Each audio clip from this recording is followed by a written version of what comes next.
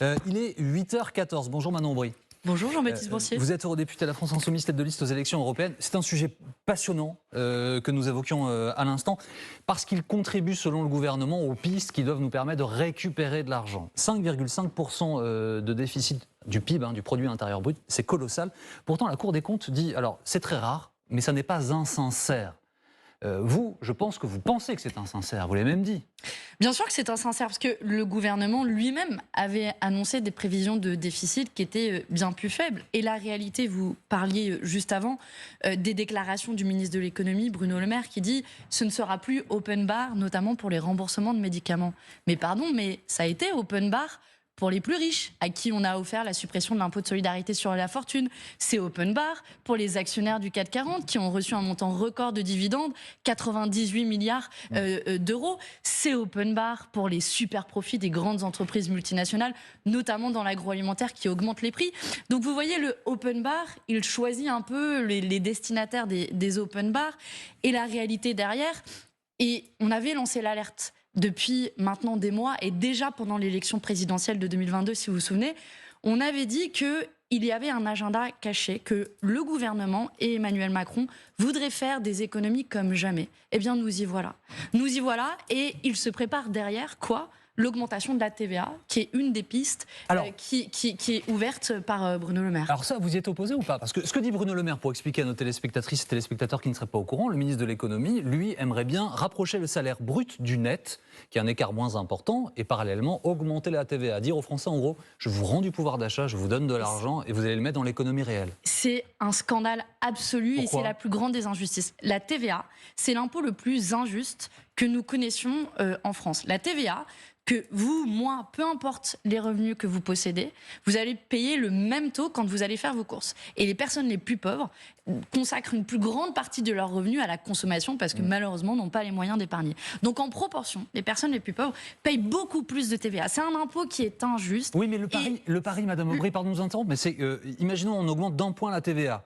Sur des courses, ça va être quelques centimes. Et le pari qui est fait par le ministre de l'économie, c'est de dire que la concurrence va aider à ce que les prix restent bas et que les Français récupèrent du pouvoir d'achat. Ça va être en réalité non seulement beaucoup d'euros, et notamment dans la poche des plus pauvres, mais en plus économiquement, c'est complètement irrationnel comme raisonnement, parce que qu'est-ce que ça va faire? Ça va comprimer la consommation, et en comprimant la consommation, ça va comprimer l'économie et augmenter le déficit.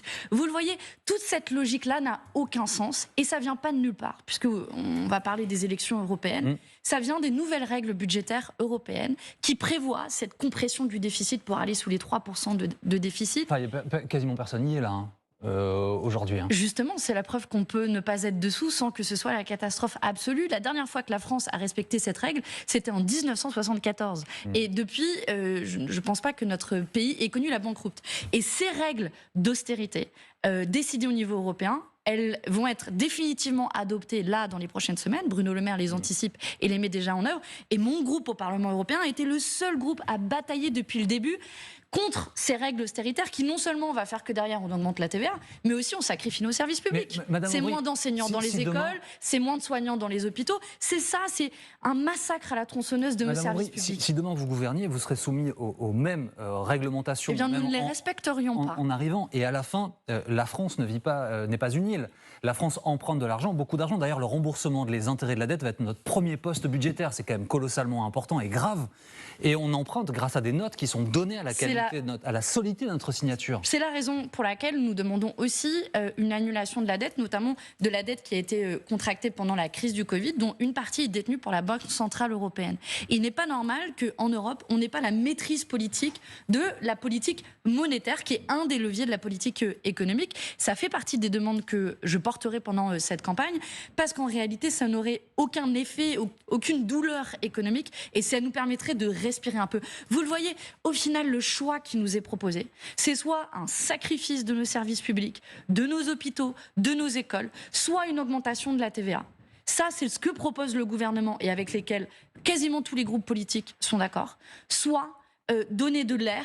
Et finalement, notre proposition pour les élections européennes, c'est 0 fermeture de classe, 0 déremboursement de médicaments, 0 soignants en moins dans les hôpitaux. Voilà le choix de société qui doit être fait pour ces élections. Le nombre d'enseignants dans les classes françaises, ça va pas se décider à Strasbourg ni à Bruxelles. Alors si, parce que des règles budgétaires, quand le gouvernement met en œuvre les nouvelles règles budgétaires européennes, derrière, c'est des moyens en moins. Vous l'avez vu, Bruno Le Maire a déjà annoncé 10 milliards d'euros en moins pour cette année, 20 milliards l'an prochain. Et dans ces 10 milliards d'euros, il y a déjà 11 000 professeurs en moins, postes de professeurs. Et vous avez peut-être vu la mobilisation en Seine-Saint-Denis, où des enseignants sont mobilisés face à des établissements vétustes et un manque de moyens, notamment du nombre de professeurs. Voilà des impacts extrêmement concrets. Est-ce que taxer les super profits, ça n'est pas risqué d'accentuer les inégalités? Et je m'explique. Imaginons que... C'est curieux comme raisonnement. Non, mais je vais vous expliquer. Monsieur, mon raisonnement. Monsieur Arnaud, si vous taxez, lui, il fait du luxe. Donc lui, il va peut-être pouvoir dire, moi j'augmente le coût de mes produits. Ceux qui ont des moyens pourront payer ce surcoût. Mais d'autres groupes qui fabriquent des produits que tout le monde utilise, est-ce qu'ils ne vont pas mettre la pression sur les consommateurs? Attendez, quand des entreprises ont augmenté leurs bénéfices de plusieurs dizaines de pourcents et ont augmenté leur marge. Je prends les entreprises de l'agroalimentaire. Elles ont augmenté leur marge de plus de 70%. Si les prix ont augmenté quand vous et moi on fait nos courses et ceux qui nous regardent, ce n'est pas à cause de l'augmentation du prix des matières premières. Même la Banque Centrale Européenne et le Fonds Monétaire International reconnaissent que ça vient de l'augmentation des marges des entreprises. Ouais. Alors une toute petite taxe sur les super profits qui rapporterait entre 15 et 20 milliards d'euros. À nouveau augmenter leur profit en bloquant les prix des produits de première nécessité. Donc ça n'est pas seulement taxer les super profits. Exactement, mais moi j'assume de dire qu'il faut d'une part bloquer les prix des produits de première nécessité et d'autre part bloquer les marges. C'est interdit sauf circonstances exceptionnelles dans le droit français. C'est pas vrai, ça a été fait à plusieurs reprises, ça a été fait notamment pour le gel hydroalcoolique, c'est fait dans les Outre-mer, notamment sur l'île de la Réunion. Et je pense que la situation sociale que nous vivons est une circonstance exceptionnelle par ailleurs. Nous avons vécu une augmentation des prix de l'alimentation de plus de 20% en un an. Les gens sont pris à la gorge, vous avez un tiers des Français qui sautent des repas, près de 10 millions de personnes qui sont en situation de pauvreté. C'est à elles et eux que je veux penser en priorité ce matin. Et c'est pour elles et eux qu'on doit se battre, et en tout cas que moi je me bats, pour enfin faire en sorte que les gens puissent vivre décemment. Encore un mot sur les taxes. Bruno Le Maire veut prolonger la taxation sur les rentes inframarginales. Alors, il faut expliquer rapidement ce que c'est, mais il s'agit d'une rente spécifique, d'une taxe spécifique sur ce qu'on appelle les rentes des énergéticiens. En gros, vous gagnez beaucoup d'argent parce que le prix de l'énergie augmente, l'État va vous taxer un peu plus. Est-ce que ça, vous le soutenez ? Je le soutiens, mais c'est pas vrai qu'ils veulent le faire. En réalité, l'occasion a été permise d'étendre cette taxe, qui vient d'ailleurs de l'Union européenne, qui est une petite brèche qu'on a réussi à ouvrir à notre demande de notre groupe politique. Et on voit qu'ils sont très frileux. Je prends dans les entreprises énergéticiennes, il y a aussi les entreprises du pétrole, comme Total, qui a fait près de 20 milliards d'euros de bénéfices, dont le PDG se paye des millions d'euros chaque année en salaire. Et en réalité, non, le gouvernement refuse de les taxer. Et ils ont refusé pas plus tard qu'il y a quelques mois, quand nous avons déposé une proposition de loi à l'Assemblée nationale pour la taxation des superprofits. La réalité, c'est qu'ils protègent les intérêts des entreprises qui s'engraissent sur le dos des consommateurs. Et on a un choix politique. Est-ce que vous voulez continuer cette politique-là ou est-ce que vous voulez une rupture, préparer l'après-Macron pour en finir avec la vie chère? Alors, la partie européenne, en tout cas, il n'y a pas de front uni de la gauche. Je le regrette. On va regarder à nouveau sondage IFOP Fiducial pour LCI d'hier matin. Bon, voilà cette étude. Le Rassemblement national est toujours très haut dans cette étude, alors que vous vous trouvez bas, en tout cas autour de 6%, avec 2 points de moins sur cette étude. Mais il y a le PS qui est à 11, il y a les écologistes qui sont à 7. On pourrait ajouter la liste Parti communiste qui ne figure pas dans cette enquête, parce qu'elle est un peu plus basse. Vous le regrettez, mais à qui la faute ? Vous savez, moi, depuis le début, je me suis battue pour qu'il y ait une liste commune de la NUPES. Je pense qu'il n'y a pas beaucoup de responsables politiques qui étaient prêts, y compris à dire « je suis prête à ne pas être tête de liste pour que ce soit possible ». Parce que c'est quoi l'enjeu derrière ? Vous avez raison, c'est l'après-Macron qui se prépare. Et est-ce qu'on veut donner les clés du pays à l'extrême droite ? Et tout ce que ça comporte en termes de recul pour les droits fondamentaux. Au Parlement européen, Jordan Bardella s'oppose au droit à l'avortement. Pardon, mais je suis obligé de vous interrompre un instant, Madame Aubry, ce n'est pas un scrutin national. Vous dites l'après-Macron se prépare, mais là, ce sont des élections européennes. moi, Donc vous voulez, comme le Rassemblement national, en faire un genre de référendum anti-Macron? J'assume de dire que c'est la première élection qui se dessine après les élections présidentielles et c'est la dernière avant les prochaines élections présidentielles. Et oui, je viens de le prouver avec le sujet d'austérité, les sujets européens et les sujets français sont éminemment liés. Donc je le dis à toutes celles et tous ceux qui nous écoutent et qui pourraient se dire Bruxelles c'est loin, pourquoi je vais aller voter? Ne faites pas le cadeau de votre abstention à Emmanuel Macron et à Marine Le Pen. Et si tous ceux qui se sont mobilisés pour la NUPES il y a un an reviennent voter, parce Alors ils votent pour qui? Le fait est, on est les seuls aujourd'hui à défendre le programme de la NUPES. Et je sais qu'il y a dans le pays des millions d'orphelins et d'orphelines de la NUPES qui se disent franchement, c'est complètement irresponsable d'y aller séparer. Oui, c'est vrai. Et je pense qu'il faut sanctionner les diviseurs. Toutes celles et tous ceux qui ont voulu cette bataille de petits chevaux. Donc c'est Glucksmann, c'est Toussaint chez les Verts. Ceux qui ont tourné le dos à la NUPES. Moi, je me suis battue pour qu'il y ait une liste commune. Je vais faire campagne sur le programme de la NUPES.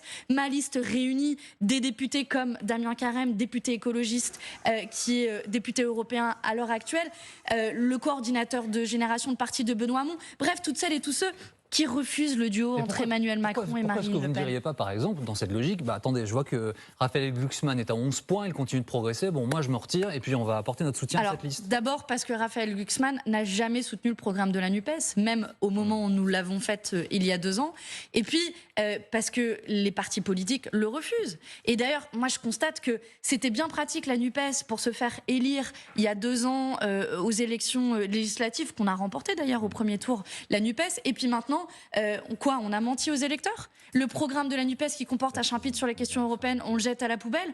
Moi, je refuse ça. Je refuse le défaitisme. Je refuse finalement de courber les chines et de me dire « Ok, on va se lancer dans cette petite bataille-là ». Non, ce programme de la NUPES, c'est finalement l'union que l'on va défendre. Si vous voulez la division, votez pour les autres. Mais nous, on va continuer à tracer ce chemin. Merci beaucoup, Manon Aubry, d'avoir été avec nous ce matin sur LCI.